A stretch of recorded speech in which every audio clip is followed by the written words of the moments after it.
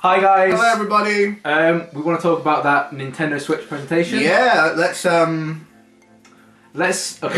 just dissect everything that we know, the good and the bad. Yeah. Now we're going to try and be fair. Okay, let's just come out and say that Zelda. I'm a huge Zelda fan. It's the biggest golden cherry. It looks ridiculous. It sounded ridiculous. It's going to be a ridiculous game. A launch title. Yeah. But the thing was, we were expecting that. That's half the issue. Yeah. We were expecting it. We knew it was coming out on the Switch. Yeah. It's been in development for 5 years. Or 5 years. Or I think just 5 years. Yeah. More like 4. Yeah. And it's always looked great. Yeah. So that's what we expected. So it's kind of like to us. You got to remember that's where we're coming from. That was a given to us. Yeah. They'd already dangled the carrot. Yeah. 4 years ago for that game. I'm already happy. Yeah. Because I knew it was coming out. And now another good thing, but something that to us is like kind of like, meh, is Super Mario Odyssey. Yeah. It'll look good. We know people love Mario games. And to be fair, I love Super Mario 64. Yep. But Super Mario Sunshine, I never really played it. No. And then this is kind of like... And for me now, whenever they release a new Mario game, it's just... It's nothing... It's gonna there's no unknown. Yes. Because you know it's gonna happen. Yeah. A new Nintendo console, if there's... I think it would be better if they didn't release it. That would get everyone like, what? What's going on? Yeah. But when they do release it, you're like, oh, well, of course that was gonna happen. Yeah, I'm with you on that. We knew it was going to happen. It'll be good. Yeah, and it'll be a good, fun game, but it's just not. It's just not. I think it doesn't make us hype because, as we say, we expected it. Yeah, exactly. Yeah. Okay, let's talk about the fact that they didn't talk about the game cards or the SD cards. They didn't talk about the specs. Yeah, I think eShop? we should say price. We know the price in Japan and we know the price in America. Yeah. I think it's 299 yen. Japan gets away with murder yet again. Yeah, so it's 29,000 yen, $299. And we're guessing here that it's going to be probably £299 because that's whenever it's been in America, it's always what it is here. Yeah, we get screwed over. It's just the same price. It's fair, but then Sony and Xbox do the exact same. Yeah. So that's not against Nintendo. It's not just Nintendo. But so we're thinking that probably will be $299. Is that price good?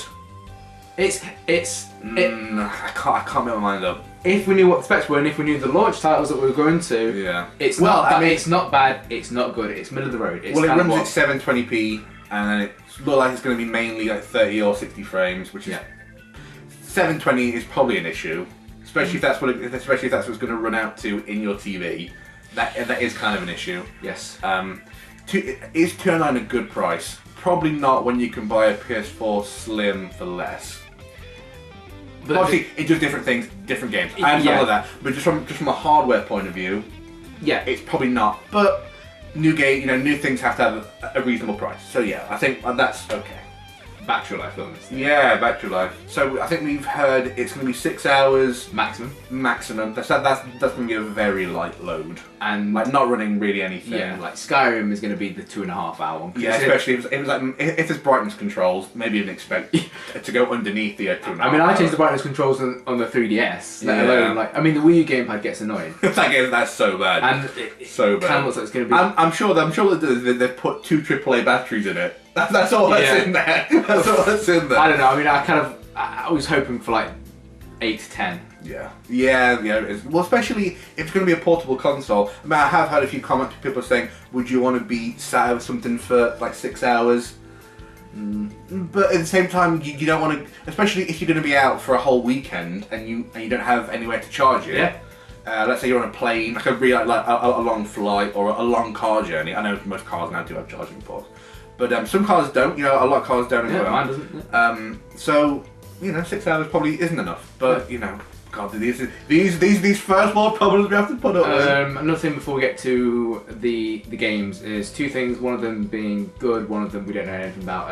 Region locking. So it's not region lock. Really nice. I'm pleased that they went around. I don't know if Microsoft's the same, but I know Xbox, PS4. PS4 you don't need to. Which means you can buy Japanese games and get stuck. Yep. But it's nice to have. It's just nice, yeah. The online though. Okay, so they mentioned the online service and that I think you're gonna get it, be able to use it for free until around fall or autumn. and then it'll be a paid service. That's literally all they said. So we don't know if it's of the caliber of, say, Xbox Live Gold. Yeah. If they gave you free games, is it just for online play? Are you basically just paying for the upkeep of the servers? Yeah. Are you paying for some kind of service where all the games you've bought on previous eShops? Is there some kind of? Because I know on PlayStation, I know PlayStation Plus isn't the best service, but the one thing that they do quite well is that if you've bought a game that can be run on the PS Vita, you can you can download it on there. If you stop having the service and then have it again, like a couple of years down the line, everything you have bought, you can re-download. It does well in kind of archiving what you've got. Yes. Now the eShop is shocking for this because you can buy the same thing over and over and over again, and you can't. You know, there's no way of kind of like, oh, you already bought it, I'll let you re-download it. Oh, you want to buy Ocarina of Time for the 10th time? We'll let you. Yeah. Don't worry. We will let you. There is no parental lock on this. I will let you re-download that again for like £18. Games. This is where some like the golden... A split path thing. Yeah, it's a very, very split path. So, let's start off with the good stuff. Zelda. I know we've already mentioned it, but obviously we have to mention this because we're talking about games. So Zelda obviously sits at the top of this pile because we know it's coming out on launch. It looks ridiculous, and we'll leave that be because I'm sure you already all know how good that's going to be. For us, well, for me especially, Xenoblade Chronicles 2. Yeah. Let's not mention the bad things about anything yet. Let's just mention everything good. So yeah. So Xenoblade 2. Shin Megami Tensei. Yeah. Super Mario. There was a game from Square, I think Project. Oh, it was like Octa something. Yeah, you're right. Yeah. Kind of a Bravely Default I Am Setsuna kind of game. Hybrid. Probably made by the team who actually probably made I Am Setsuna. There's that Hyper Street Fighter 2. Like it's going to add Ryu and Violent Ken if you didn't know that, supposedly. And obviously all the staples. You're going to get FIFA, NBA Jam. Not really sure what other third party support. Skyrim. To be fair, that one is fairly big. Anything else we can think of before we get on to why most of this news is actually also bad news? ARMS and 1-2 Switch. Yeah, no, is it 1-2 Switch is coming out at launch? Yeah, so launch games. Unless I'm stupid, unless I watched it wrong. Unless in the next month they're actually going to come out and tell you what will be launch games. The only ones that were guaranteed from what I heard from and sorry, just quickly, Mario Kart 8 and then Oh yeah. From the presentation was Zelda. Amazing that's coming out. But we already know it, exactly. And 1-2 Switch. Yeah. I don't think they said any other game, because ARM's not that buy it. God no. I won't buy 1-2 Switch. I thought that would be bundled in. Yeah. Exactly, that should be a fucking free game. Mario not being until holiday period. Yeah. And so here comes the typical Nintendo fall down, where the whole castle just crumbles in on itself. Yes. So you've got what will be a good platform. The Switch will be a good console, a good platform to make games on. Just like the Wii U. The Wii U isn't actually a bad console. No. It comes down to software. Yes. The games on that console. Now, and how regularly they're released.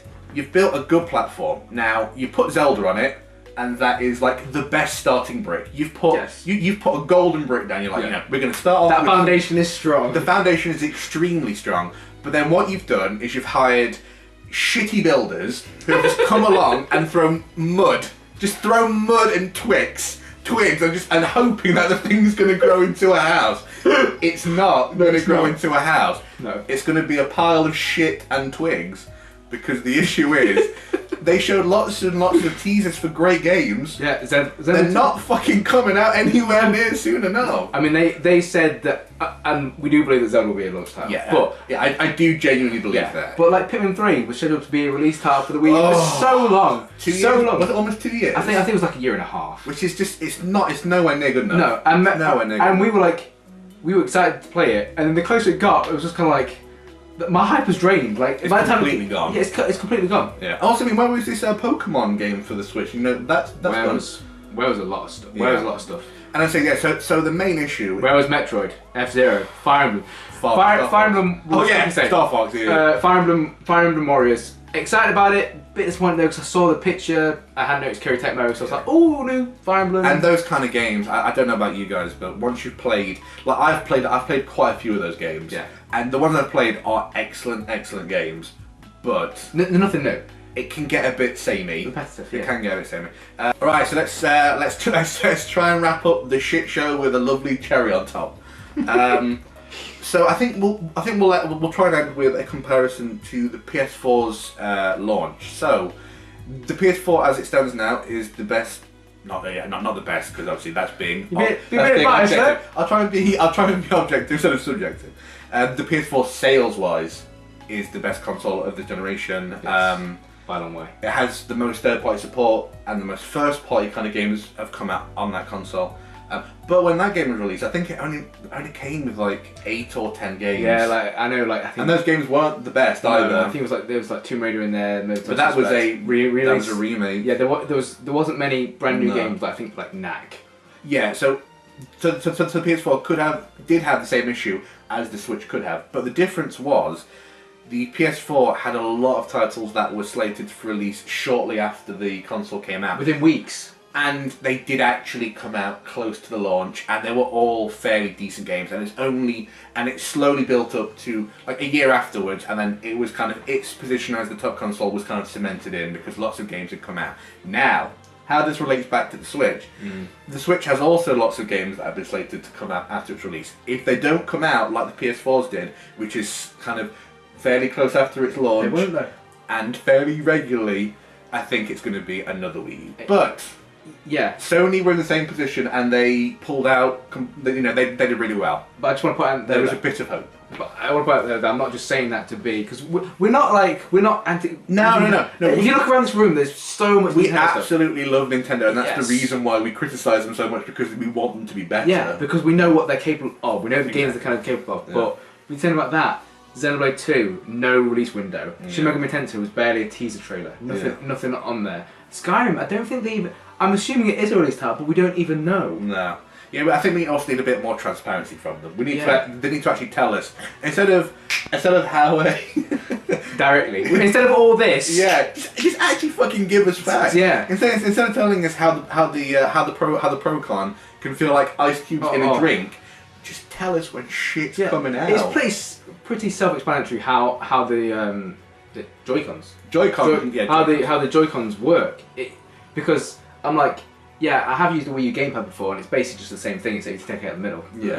Let's be honest. Yeah. Let's be frank. It's just a Wii and Wii U hybrid, really. Yeah. But then we want it to have the sales of the Wii with actually the great games of the Wii U, but have the abundance of the Wii games. Yeah, we just want more games. More actual good games. That's all we ask. My phone is going like mad. So guys, that was our thoughts on it. We had the good stuff. Yeah. It may have come out a bit negatively, but let's end on a positive when we end. And I think it was we came out realistically. I think we'll end it by saying this: Zelda will be an absolutely brilliant best game of the year. Yes. And with that, we'll say goodbye. Thank you for watching.